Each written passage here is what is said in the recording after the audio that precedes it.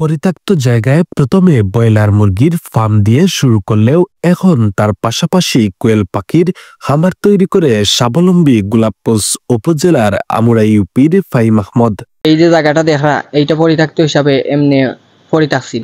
পরে আমি বেকার চিন্তা করলাম এই জায়গাটারে যদি কোনো খামোকাজও লাগাই তে আমি সামনে দিয়ে স্বাবলম্বী এবং লাভবান হইতাম পারব।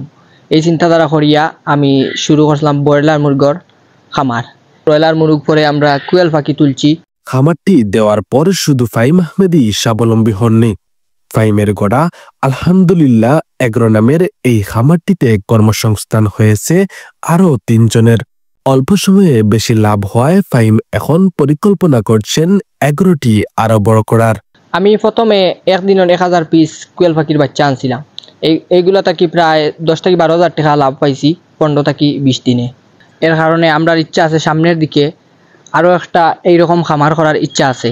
তিনি শুধু কোয়েল পাখি বিক্রি করছেন না, এর পাশাপাশি তিনি ডিম থেকে বাচ্চা বাহির করে বাজারজাত করছেন বিভিন্ন জায়গায়। প্রথমে ব্রয়লার মুরগ ওলা কিনে আনছিলাম, ব্রয়লার মুরগের বাচ্চা এবং কোয়েল পাখির বাচ্চা।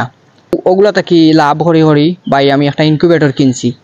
এই ইনকিউবেটরের মাধ্যমে এখন ডিম দিয়া কোয়েল পাখি ফুটাই, যে ওগুলার ছোটো থাকতে থাকি বড় করিয়া বেশি।